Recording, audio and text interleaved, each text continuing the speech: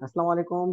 काफ़ी सवाल था जो कि स्टूडेंट्स बार बार रिपीटेडली पूछ रहे थे, वो ये कि सर अगर हमें जो है वो एक कस्टम पेज बनाना हो, जैसे वर्डप्रेस पे मैंने आपको एक कंप्लीट सीरीज अभी बताई थी, उसके बाद ही सवाल आ रहे हैं।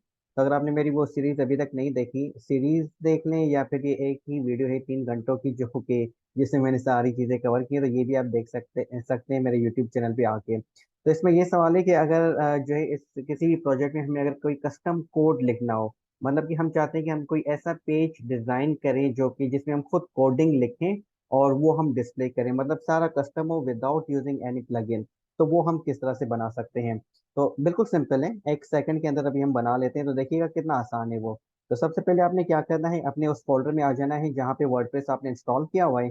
तो अगर आपने सर्वर पे किया हुआ है तो वहाँ अब वहाँ पे चले जाएंगे, और वहाँ पे आपने क्या करना है, WP कंटेंट नाम से एक फोल्डर है, इसके अंदर आना है। और फिर आपने आना है थीम्स के अंदर। और फिर जो आपकी एक्टिव थीम है, हमारी जो करंटली जो एक्टिव थीम है वो एस्ट्रा है, इसके अंदर मैं आ जाता हूँ।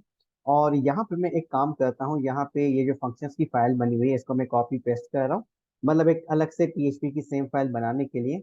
और इसको मैं नाम दे देता हूँ माई कस्टम पेज। ये तो मैं आपको दिखाने के लिए कर रहा हूँ, लेकिन आप यहाँ पे अपना एक्चुअल नाम लिखेंगे। ठीक है। और फिर इसको मैं ओपन कर लेता हूँ अपने विजुअल स्टूडियो कोड के अंदर।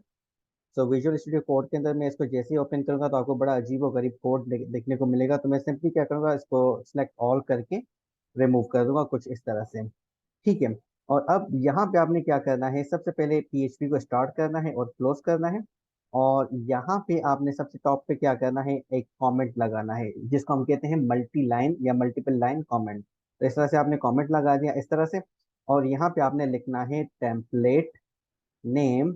और यहाँ पे मैं इसको नाम दे देता हूँ माई कस्टम पेज, कुछ इस तरह से। इसको मैंने सेव किया। और अब आप आ जाएं वापस अपने डैशबोर्ड पे वर्डप्रेस के, और इस पे आप आ जाएं पेजेस के अंदर। और जैसे ही ये लोड होगा तो आप यहाँ पे ऐड न्यू पे क्लिक कर दें। ठीक है, ये लोड होने दें इसको। और इसको मैं क्लोज कर रहा हूँ। और यहाँ पे आप राइट साइड पे देखिए ये टेम्पलेट लिखा हुआ है, तो टेम्पलेट पे आप जैसे ही क्लिक करेंगे तो यहाँ पे देखिए डिफॉल्ट टेम्पलेट आ रही है, इस पे आप क्लिक करेंगे। तो यहाँ पे आप देखिए, अब जैसे ही मैंने माई कस्टम पेज बनाया तो आपके पास ये पहले नहीं आ रहा होगा। जैसे ही आप इस पे कोई कस्टम टेम्पलेट बनाएंगे तो वो आपके पास आ जाएगी, इसको आपने सेलेक्ट करना है और इसको आप कर दें पब्लिश। बस सिंपल सिंपल ये वाला आपने जो है यहाँ पे काम करना है। और इसको मैं नाम दे देता हूँ, for example my custom page. और इसको मैंने कर दिया पब्लिश पब्लिश। ठीक है, तो ये जैसे ही पब्लिश हो जाएगा तो यहाँ पे देखिए व्यू पेज का ऑप्शन आ रहा है, मैं इस पे क्लिक करके इसको व्यू कर रहा हूँ ताकि इसका जो कोड है या इसमें जो भी चीज़ें हैं वो मुझे नजर आ सके। तो ये देखिए आपका जो कस्टम पेज है वो यहाँ पे वो सारे मतलब ब्लैंक पेज आ गया है। और अब आप यहाँ पे जो भी चाहें, जैसे फॉर एग्जाम्पल मैं लिख देता हूँ H1 टेस्टिंग 1 2 3। सेव किया और इसको मैंने रिफ्रेश किया। तो देखिए टेस्टिंग 1 2 3 आपकी परफेक्टली आ गई। अब यहाँ पे आप अपना कस्टम कोड लिख सकते हैं। लेकिन यहाँ पे एक मसला है, मसला ये है कि अगर यहाँ पे आप देखें तो ये मेरा हेडर और जो मेरा फुटर बना हुआ है वो इसके अंदर नहीं आ रहा।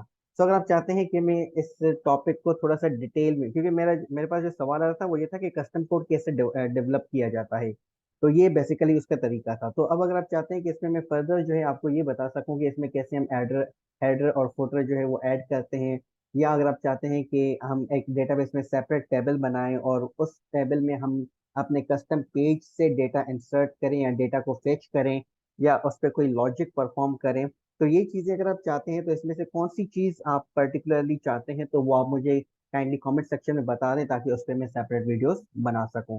तो मिलते हैं अगली वीडियो में, तब तक अपना ख्याल रखिएगा। अल्लाह हाफिज।